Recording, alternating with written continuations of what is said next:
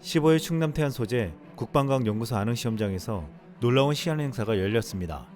이 행사에서 우리나라가 개발한 다연장 로켓체계 천무와 한국형 헬파이어라 불리는 천검 공대지 미사일은 물론 천검을 지대공 미사일로 개량해 K-21 보병 전투 장갑차에 장착한 이동식 지대공 미사일 K-21 플러스 천검 등의 실사격을 보여줬습니다.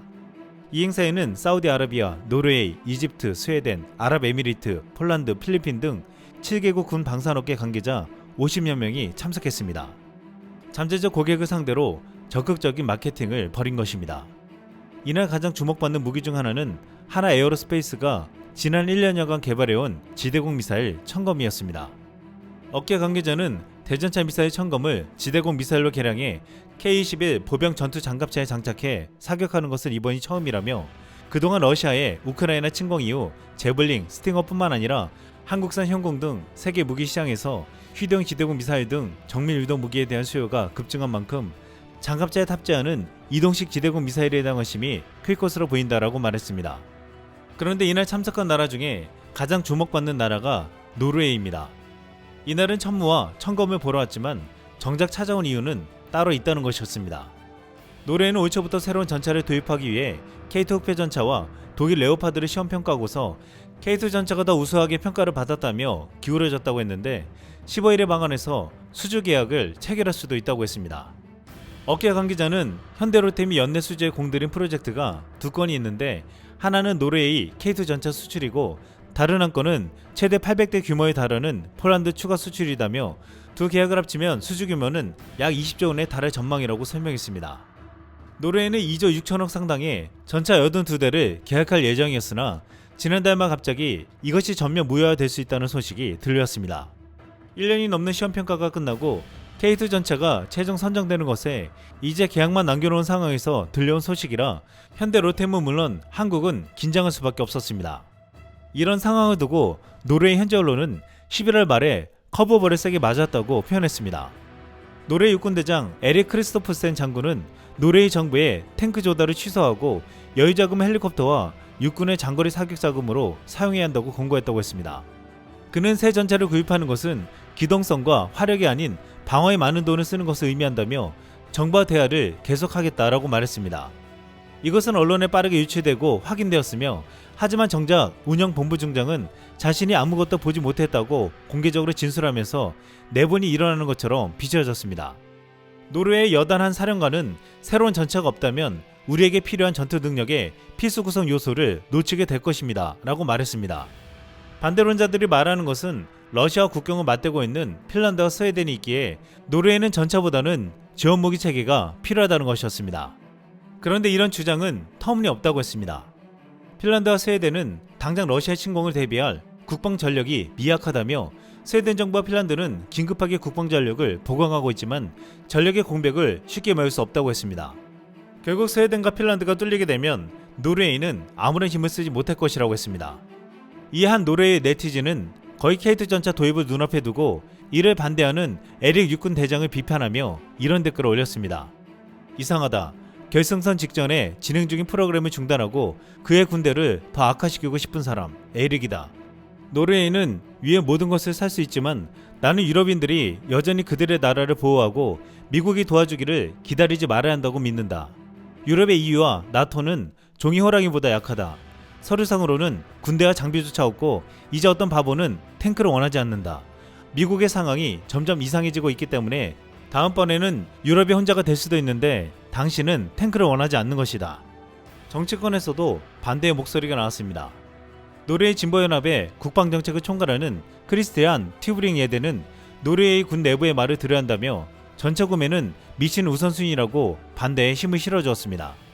그런데 이런 반대 여론이 나오는 가운데 한국은 놀라운 행보를 보여주었습니다. 지난 6일 K2 전차 초도 물량 10대와 K9 자주포 24문이 폴란드에 도착했습니다. 지난 8월 계약 체결 약 4개월 만에 초도 물량이 현재 도착한 것으로 전력 공백 우려한 폴란드의 긴급 요청에 말 그대로 총알 배송이 무엇인지를 보여주었습니다. 폴란드는 원래 독일에게 전차를 도입하려 했지만 생산이 지연되면서 계약한 지 4년이 지났지만 받지 못했고 결국 비슷한 성능이지만 가성비가 높은 한국 전차를 계약했고 불과 4개월 만에 초도 물량을 받았습니다. 결국 이런 모습을 본 노르웨이 정부는 러시아 위협이 더욱 강화되는 시점에서 한국산 전차의 성능뿐만 아니라 빠른 납품에 시선이 갈 수밖에 없을 것이라고 했습니다.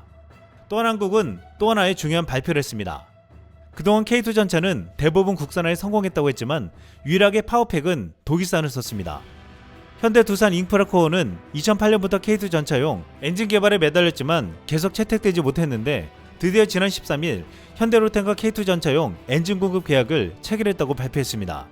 이제 정말 1500마력에 달하는 국내 독자 기술로 만든 엔진을 폴란드로 수출되는 K2 전차에 달게 된다는 것입니다.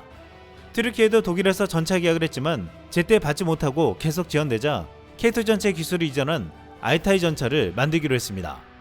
하지만 여기에 독일산 파워팩이 들어가서 독일 정부의 허락을 받아야 하는데 독일이 거부해서 튀르키예는 한국 기술을 도입하고도 전차를 만들지 못했습니다.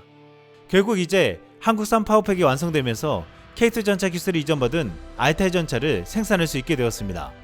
한국의 K2 전차는 폴란드와 노르웨이뿐만 아니라 전 세계 각국의 러브콜을 받는 가운데 중요 부품인 파워팩이 생산력이 떨어지는 독일산을 쓰기 때문에 납품에 문제가 생길 수 있다고 했습니다. 하지만 이번에 완벽하게 국산화를 하면서 초스피드 생산에 더욱 박차를 가할 수 있게 되었습니다. 또한 정치적인 문제 때문에 한국이 수출하지 못하게 되는 상황도 막을 수 있게 되었습니다. K2 전차를 만드는 현대로템은 9일 현재 400여 명의 인력을 신규 채용 절차를 진행하고 있는데 현 방산 분야 인력의 무려 50%에 해당하는 인력을 대거 채용하면서 생산력 강화에 힘쓰고 있습니다. 한국은 그동안 반도체, 가전, 조선 등에서 보여준 초스피드, 초격차 전략을 방산에서도 그대로 보여주고 있습니다. 결국 노르웨이 정부는 한국산 전차 도입을 반대하는 목소리를 완벽하게 일축시켰습니다. 비에린 아레그램 노르웨이 국방장관은 전차 구매 프로그램을 중단하지 않을 것이라며 정부는 전차 구매 과정은 미래 계획에 따라 계속된다 라고 말했습니다. 그리고 15일 천무와 천검의 시연행사에 참석해서 재빨리 계약을 서두르는 듯한 모습을 보였습니다. 방산에 관심을 가지고 있는 노르웨이 네티즌들은 한국산 전차 도입을 반대하는 이들을 두고 역적이라고까지 표현하면서 다른 나라들이 더 많이 계약하기 전에 서둘러야 한다고 말하고 있습니다. 한편 폴란드는 대거 한국 무기를 계약하면서 한국 무기 유럽 수출에 전쟁기지가 되고 있다고 보도되고 있습니다.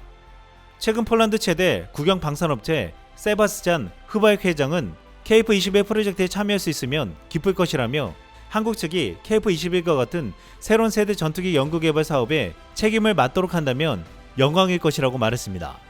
KF-21 사업은 인도네시아가 공동개발로 하고 있지만 분담금을 지급하지 않으면서 논란이 되고 있는데 폴란드의 적극적인 구애에 인도네시아가 긴장하고 있습니다.